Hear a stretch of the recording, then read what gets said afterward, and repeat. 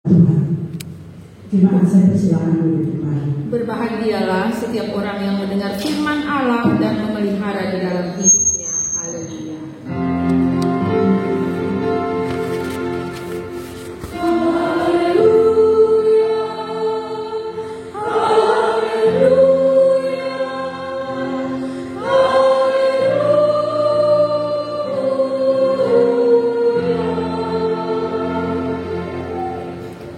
Shalom. Salam damai sejahtera. Kita diizinkan Tuhan untuk merasakan dan menikmati kemurahan Tuhan lewat masa raya pencurahan Roh Kudus yang diperingati sebagai Hari Raya Pentakosta. Karena itu selamat merayakan Hari Raya Pentakosta buat semua bangsa, semua suku bangsa. Kita datang dari berbagai keberagaman. Hari ini sungguh luar biasa. Apakah ini baru pertama terjadi di Getsemani bahwa tarian Bali masuk di dalam rumah ibadah? Baru pertama Sungguh luar biasa. Terima kasih untuk etnis Bali yang mau masuk dalam rumah ibadat orang Kristen. Saudara-saudaraku yang kekasih dalam kasih Tuhan kita Yesus Kristus.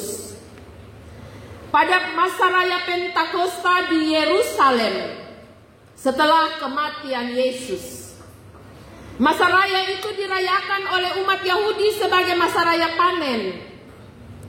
Setelah mereka mengadakan panen raya, mereka membawa persembahan-persembahan mereka ke dalam rumah Tuhan sebagai bentuk ucapan syukur. Hulu hasil mereka, persembahan pertama mereka dari setiap berkat Tuhan, mereka membawanya ke dalam rumah Tuhan sebagai ucapan syukur. Karena itu bagi umat Yahudi, masa raya Pentakosta yang dirayakan setahun sekali mesti mereka lakukan. Mereka yang tersebar berdiaspora kemana-mana, mereka datang dan membawa hasil mereka selama 1 tahun mereka mencari. Karena itu ketika perayaan Pentakosta itu terjadi setelah kematian Yesus, di mana murid-murid sedang berkumpul di dalam bait Allah. Di sana juga berkumpul berbagai macam orang yang beretnis Yahudi, tetapi telah berdiaspora kemana-mana. Ya, mereka telah tinggal bertahun-tahun di negeri seberang, di mana-mana. Nama-nama daerah mereka tersebutkan di ayat 9 dan 10. Begitu banyak orang Yahudi yang berdiaspora, dan mereka kembali ke Yerusalem. Mereka mengingat akan kemurahan Tuhan, pemeliharaan Tuhan, penyertaan Tuhan di dalam hidup mereka. Selama mereka berkarya di tempat-tempat yang lain, mereka ingat bahwa karena kemurahan Tuhan mereka diberkati, dan karena itu mereka kembali ke Yerusalem dan menaikkan syukur mereka. Dan bertepatan dengan perayaan Pentakosta itu, Pentakosta pertama bagi umat Kristiani terjadi, yaitu sebagaimana janji Tuhan ketika ia naik ke sorga. Ia meminta para muridnya untuk kembali dan bertekun di Yerusalem sambil menanti pencurahan Roh atas mereka, agar mereka diberi kemampuan untuk menyatakan kebenaran, menyaksikan kasih Kristus bagi dunia yang belum mengenal Kristus. Saudara-saudaraku yang kekasih dalam kasih Tuhan kita Yesus Kristus, selama 10 hari setelah kenaikan Yesus ke sorga, para murid berkumpul di Yerusalem. Mereka bertekun, mereka terus. Injil Lukas pasal 24 ayat 53 mengatakan mereka selalu berkumpul untuk bernyanyi, untuk memuji, untuk berdoa, dan untuk memuliakan Tuhan sambil menanti janji Tuhan. Dan jawaban Tuhan itu terjadi pada saat Pentakosta, sebagaimana cerita yang kita baca melalui catatan Rasul Paulus. Saudara-saudaraku yang kekasih, kita melihat ada sebuah suasana yang membuat orang memberi perhatian. Suasana yang pertama ialah tiupan angin keras, ya, angin keras memenuhi. Di sini Alkitab mencatat memenuhi seluruh rumah. Artinya tempat di mana para murid sedang ada bersekutu bersama, di situ terjadi tiupan angin keras, dan bunyi yang keras ini membuat banyak orang datang dan mendekat. Mau tahu ada apa yang terjadi? Yang kedua, dicatat oleh Rasul Paulus bahwa pada saat itu Roh Tuhan seperti lidah-lidah api yang bertebaran dan hinggap di atas setiap orang yang sedang bersekutu. Semua orang tanpa kecuali, tidak membedakan etnis apa yang ada di situ, tidak membedakan gender apa yang di situ, laki-laki atau perempuan.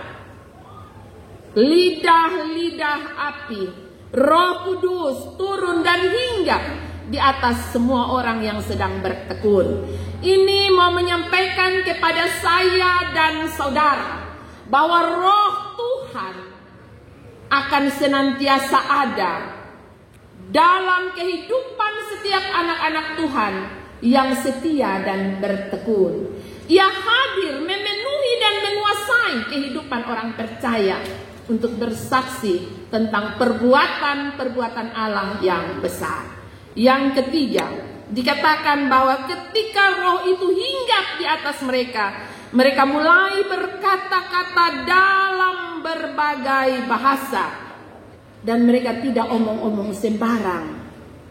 Alkitab mencatat bahwa mereka berkata-kata dalam bahasa seperti yang diberikan oleh Roh kepada mereka. Mereka mengatakan sesuatu yang datang dari Roh Kudus yang dalam diri mereka, yang hinggap di atas mereka. Sehingga ketika mereka menyampaikan tentang perbuatan-perbuatan Allah yang besar, mereka sedang menyampaikan dan menyatakan tentang kebenaran. Mereka tidak sedang menyesatkan orang dengan kata-kata mereka. Mereka tidak sedang membuat orang terganggu dengan kehadiran mereka dan kata-kata mereka.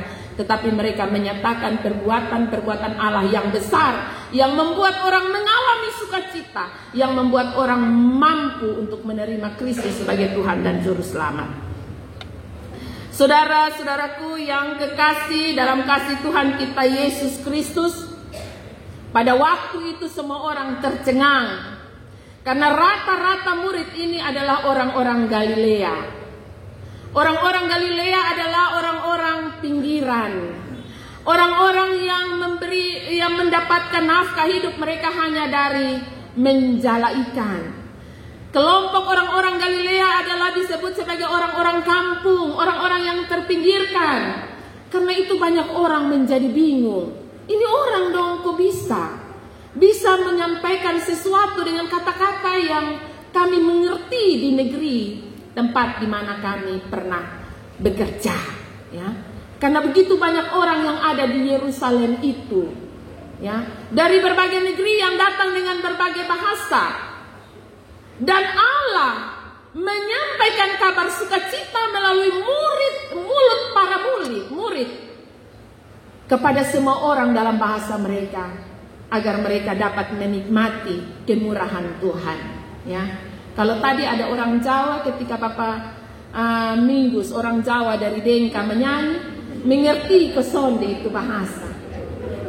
Kalau tadi yang orang kaum Bapak menyanyi bahasa Toraja, kira-kira ketika orang Toraja mendengar bahasa sendiri rasanya seperti apa? Ingat kampung halaman, ya. Ingat kembali di kampung, ya. Sebuah perasaan yang luar biasa, dan itu kenapa Roh bekerja melalui bahasa. Ketika kita mendengar orang berbicara dengan bahasa kita langsung terganggu. Luar biasa, ya. Firman Tuhan menyentuh dalam hati, mengganggu hati kita, ya. Kalau kita ada di negeri orang, kemudian kita dengar kaget ada orang omong bahasa Kupang, rasanya seperti aduh, ini bepi saudara, ya. Langsung terganggu, langsung terasa, ya. Ketika kita di daerah yang orang tidak kenal kita, tapi ketika kita dengar, ada orang ngomong bahasa Kupang, lu ketemu saudara. Padahal mungkin dia dari Flores kah, dia dari Sumba kah, dia dari mana-mana, tapi ketika dia omong ketemu bahasa yang ketemu mengerti, pasti ketemu langsung merasakan sesuatu yang membawa sukacita. Betul ke sonde? Betul, ya? Nah, demikian juga apa yang dilakukan oleh Allah melalui rohnya dalam diri para murid. Roh menghinggapi para murid agar mereka mampu menyatakan kebenaran, mereka mampu menyatakan karya Allah yang besar, sehingga semua bangsa tanpa kecuali dapat menerima Kristus dan perbuatan-perbuatan Allah yang luar biasa, dan mau menerima Kristus sebagai juru selamat secara pribadi.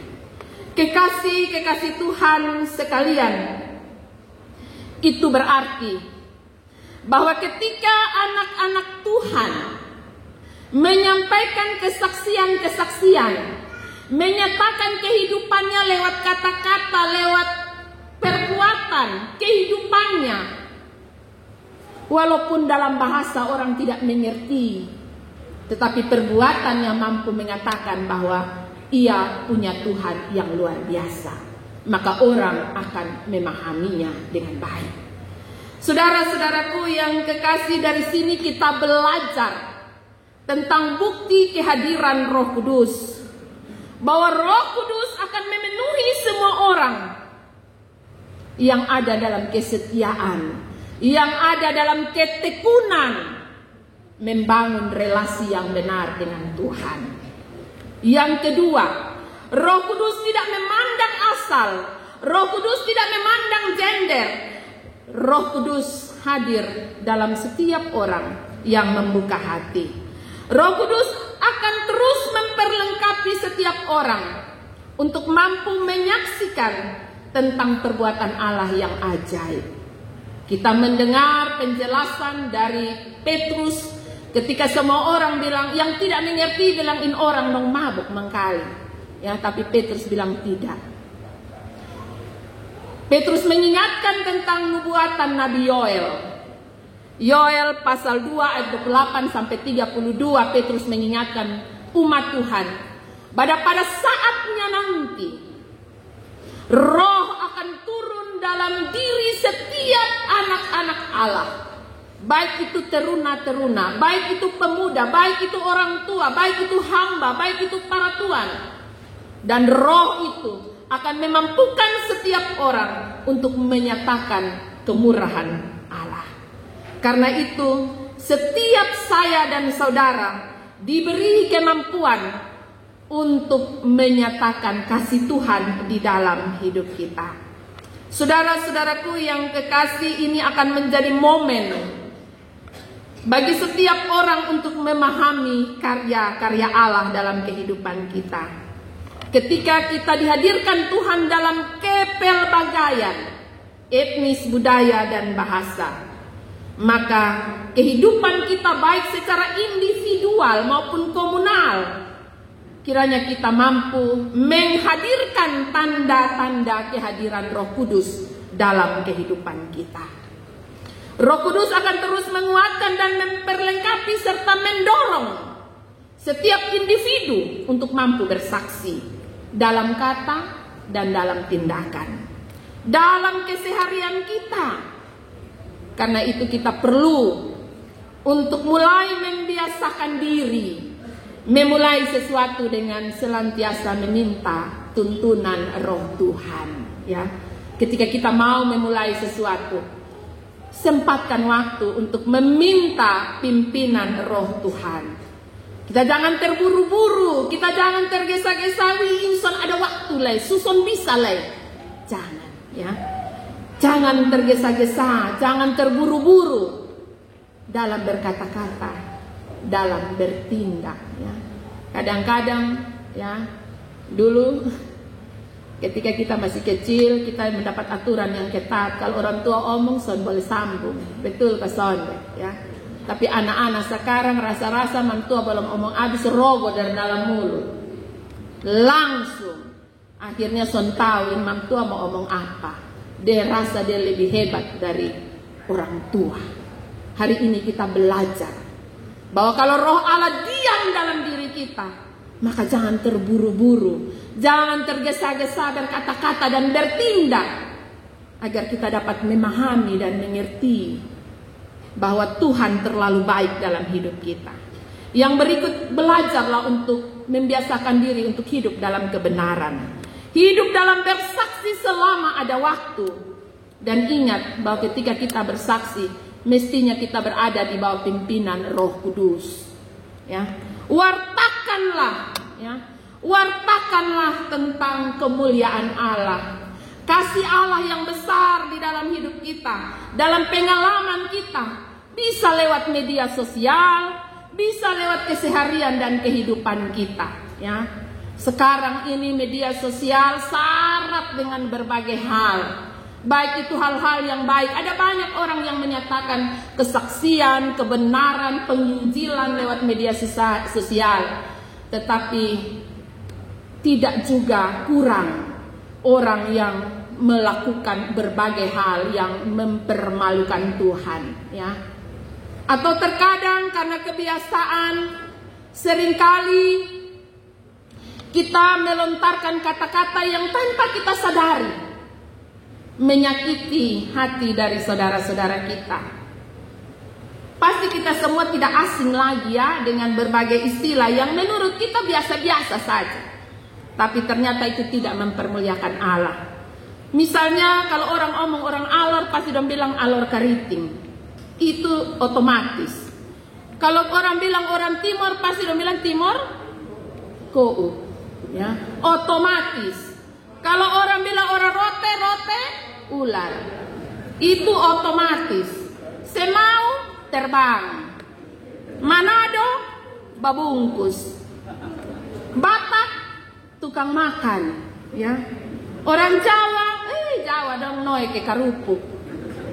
Ambon parlente. Ya, ada banyak istilah-istilah yang kita rasa biasa-biasa saja, tapi hari ini kita belajar bahwa ketika Roh Allah hinggap, hidup, menyatu dalam kehidupan orang percaya, jadikanlah kemurahan Allah, kesaksian tentang Allah itu dalam hidup kita, lewat bibir kita. Kenapa Roh Allah turun dalam bentuk lidah? Lidah-lidah api.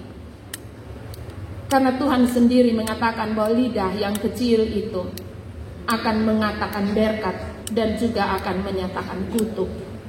Karena itu jadikanlah lidah kita sebagai lidah yang dikuasai oleh Roh Allah, oleh Roh Kudus. Sehingga kehidupan kita senantiasa menyanyikan kebaikan Tuhan. Tuhan Yesus menolong dan memberkati saya dan saudara. Dalam kehidupan kita bersama maupun individu, kita senantiasa mempermuliakan Tuhan dengan apa yang melekat pada kita. Kita bangga dengan diri kita sendiri. Jadi meskipun sebutan itu melekat pada kita, jangan merasa minder, jangan merasa malu, ya. Coba kau lahir dari anak bule sabae, ya. Kenapa kau lahir dari timur, kau pi mana-mana dan pange beta kou. Kita menjadi tidak percaya diri dan kita menyalahkan Tuhan yang menghadirkan kita dari rahim perempuan-perempuan yang luar biasa, ya. Karena itu marilah kita menjadi bangga dengan kemurahan Tuhan yang Tuhan berikan bagi kita. Dan marilah kita menjadi saksi tentang kasih dan kemurahan Tuhan kepada dunia, kepada semua orang. Hari ini kita lihat bahwa kesaksian tentang Tuhan telah nyata bagi semua etnis yang ada, baik dari ujung bumi sampai ke ujung bumi. Semua orang telah mengenal dan menyaksikan kemurahan Allah. Karena itu jadilah saksi yang benar. Tuhan Yesus memberkati, menolong saya dan saudara di setiap kehidupan kita. Amin.